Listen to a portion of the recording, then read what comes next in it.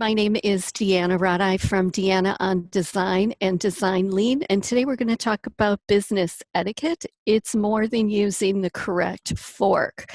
Having a basic understanding of what is proper, being respectful at meetings when you're out in public, and the realization that you are and embody your brand and what you do will help set you apart as you're searching for a job or when you're speaking and trying to get potential clients. So let's get started. Why proper etiquette and manners are important for a successful business. And this goes for if you're working for a large A&D firm or whether you're freelancing. Business etiquette is a set of manners that is accepted or required in any profession, it should state. Often upheld by custom, it is enforced by the members of an organization. And those who violate business etiquette are considered offensive. The penalty for such behavior frequently lies in the disapproval of other organization members, meaning you'll be talked about at the coffee machine in the morning, okay? And obviously we don't want to be engaging in the behaviors of the queen up in the upper right corner. So let's get started. We're going to start with the handshake. And to shake or not to shake, that is the question. You want to give a good handshake. The first 5 are examples of don'ts. While it may be very cool to greet your friends when you're out and about with a fist bump or during cold and flu season to do so, you don't want to be fist bumping the CEO of an organization that you hope to be doing business with or hope to get a job with. So save the fist bumping for the weekends with your friends. The crusher, this is when you're trying to impress somebody with your feats of strength. And this is mostly for the guys out there where you're trying to assert that you are strong, that you are powerful, although some women do this as well too. And that's when you're going in for the handshake and it's literally bone crushing. You really need to be cognizant of this, especially a male and female shaking hands, or even some men, just because of the jewelry that somebody may be wearing. If you're shaking somebody's hand too hard and they're wearing some larger rings, you really can cause some damage and some bone bruises. I have been the recipient of a couple of bone bruises when I've worn some bigger rings. So be very cognizant of how hard that you are actually shaking somebody's hand. The sweaty palmer. This can also be when you're at a networking event with a buffet or a bar and there's condensation on your drinking glass. You know how you have to switch hands and then, quick wipe your hands on your pants or your dress if you don't have a cocktail napkin available. So just note, and we'll talk about this later, always hold your drink glass in your left hand.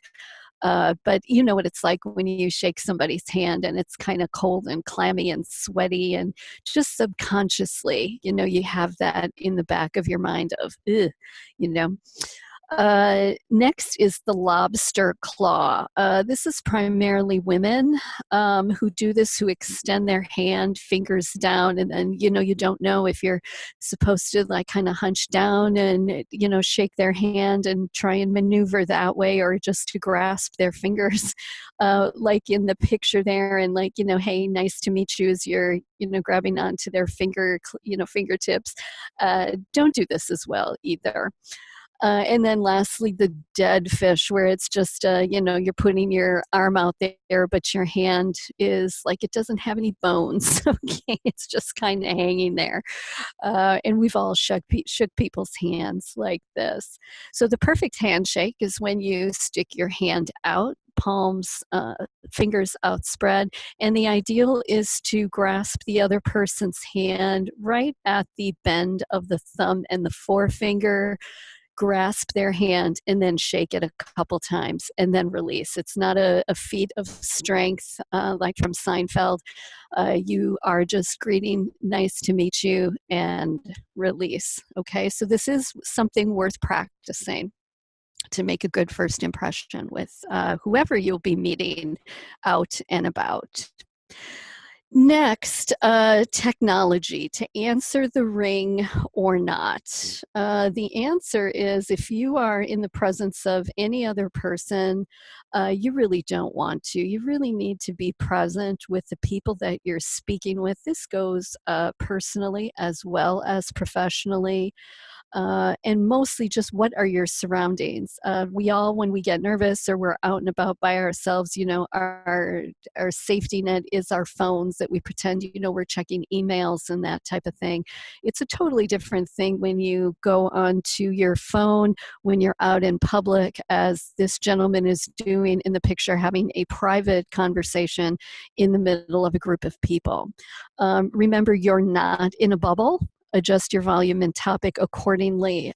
People on the train do not need to hear the most regaling of your tale of your recent doctor visit or with your banker or your kid's schedule. I used to take the train a lot from Milwaukee to Chicago, and it was amazing the things that people would talk about on the train, on the phone, with no awareness of who was around them. A text does not take the place of a phone call in establishing a business relationship. Don't text unless you're meeting somebody and you're running late, and a text is okay. Otherwise, make the phone call. Crucial when you're establishing a business relationship. You want to put a face and a voice, not a couple character text. Show that you do care about this person and are interested in them and their business. When you're sending an email, you should still follow the formal letter writing guidelines. You want to always include a greeting, hello, good morning, and the name of the person that the email is addressed to.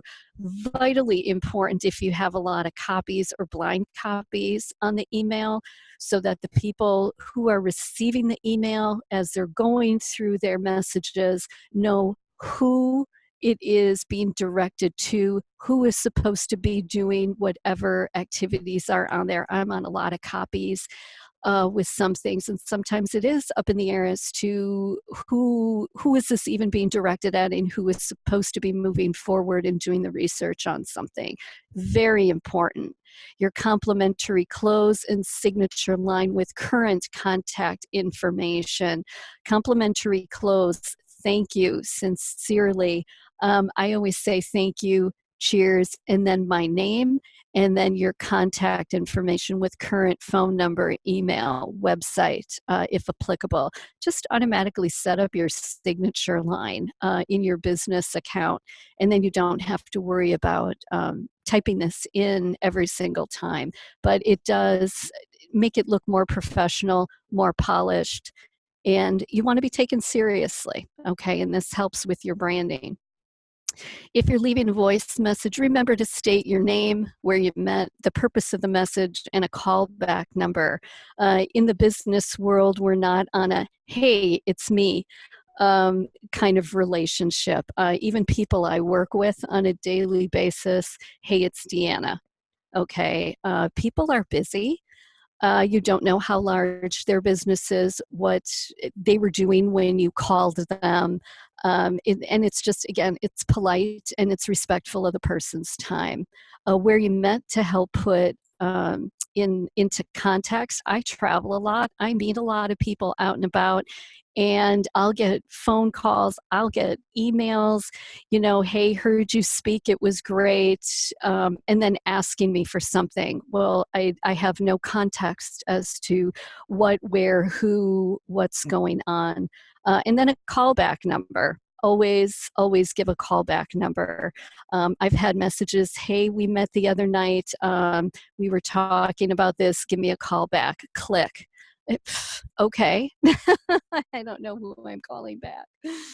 And then always turn off your ringer when you're in a meeting, event, or giving a presentation to another person or to a client. There is nothing more disrespectful when you're in the middle of proposing something to a client and then your phone goes off, the ringer goes off, you're getting, not so much that you're getting text, but getting that alert can be very disrupting and can ruin the flow of what you're trying to accomplish in your meeting, okay?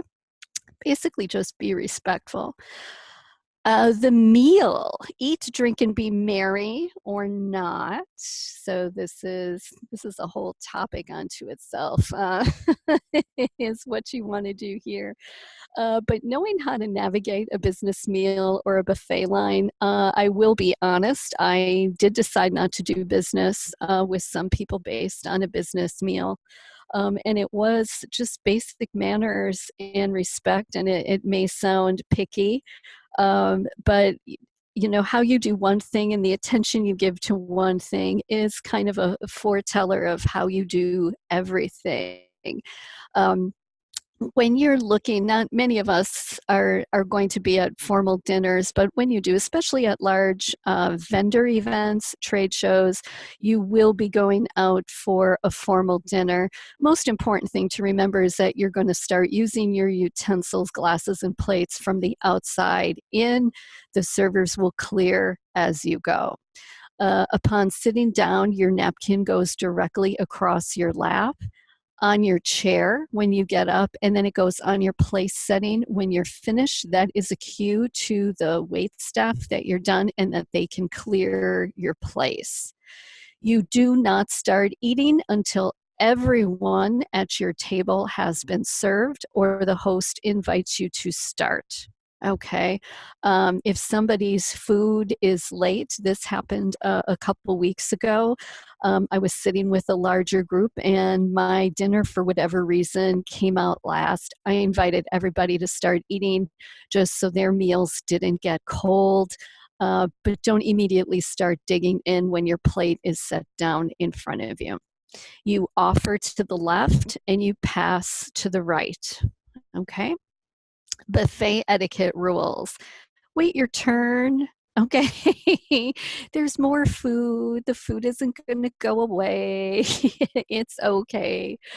Use that time to network. If you're standing in line at a carving station, waiting in line to get a glass of wine at the bar, or just waiting for somebody to make a decision, comment with the people around you. And again, use this time to network. You do not use your hands to take food, period. Do not do this. Use the intended serving pieces and place back in the appropriate food container. You don't want to cross-contaminate the different utensils with the food. Numerous people have food allergies, and you can't be responsible for what may be in one food item, and you're using one set of tongs to take everything within arm's reach. Plus, it's kind of gross, if you're, basically, if you're scooping out some salad dressing and you want to get ranch, and then you're taking the same thing and doing another dressing, you want to mix something like that. And we've all seen this in buffets and at restaurants that we've been at. So don't do this. And then lastly, don't start eating in line. Okay.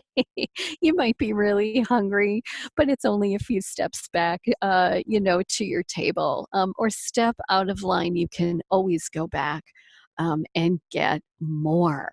It's okay. Business cards to carry, to pass out, or just send a text. Most important in this little section is always have business cards, and make sure your business cards have current information. I tell this story every time I give this class. I met somebody on a dive boat on the Great Barrier Reef in Australia. And I had my business cards with me as I was talking to this gentleman who owned a stuffed animal company. And he jokingly said, I bet you don't have a business card so we can connect afterward. And I opened up my little dry bag and I pulled out my cards. So you never leave home without them because you never know who you're going to meet. Okay. Contrary to popular thought, you're not giving out your card to every person you meet at an event. You want to be discerning. Okay. Remember, when you're at a networking event, it's to establish relationships business wise. Okay. You're not just passing out your card to every Tom, Dick, and Harry that you meet. Okay. However, if someone does ask for your card, obviously you give out your card. Okay, if somebody asking for your card does show that they are interested in you and your business. Just proper etiquette, you use your right hand when you're giving and receiving a card, and you want to make sure that you treat it with respect. Feel free to make any notes on the card for any follow-up, especially when you're at a trade show. That you can just give yourself a reminder, send quote, call on Tuesday, great countertop color. I mean, whatever you can think of, but something that will jog your memory as to who this person is. I mean, you can come back from a trade show with 100 cards. So anything that will help you remember. Plus, it also makes the person feel important when you do the follow-up, that you remembered something about them. And then when you're giving a card to someone, make sure that the text is facing them. It's something very little, it's subconscious, but that they can immediately look down as they're receiving the card and start reading the text on the card. You also want to have a professional card that conveys your brand with all up-to-date contact information. You can also include your mission statement and any social media links. Okay. And then business cards are exchanged at the beginning or the end of a meeting, rarely during. Okay. I've been at meetings where people just throw their cards kind of in the middle of the table, and then everybody just grabs the ones that they're interested in. That was at one of those speed networking things. I really don't advise that either. But all right, good manners will open doors that the best education cannot. People will remember you saying please, thank you, nice to meet you, and the all-important follow-up. They will remember that you had a good handshake, that you treated others with respect, that your cell phone wasn't ringing, that you weren't answering personal phone calls, obviously, unless it's important. But again, you are at these events to increase your business, to portray your company or your business's brand, and you want to be a good representative of that. And just knowing basic etiquette and having good manners will do that for you. And then lastly, if you have any questions, I am available by email. It's deannaondesign@gmail.com. I wish you all the best of luck, and thank you for spending this time with me.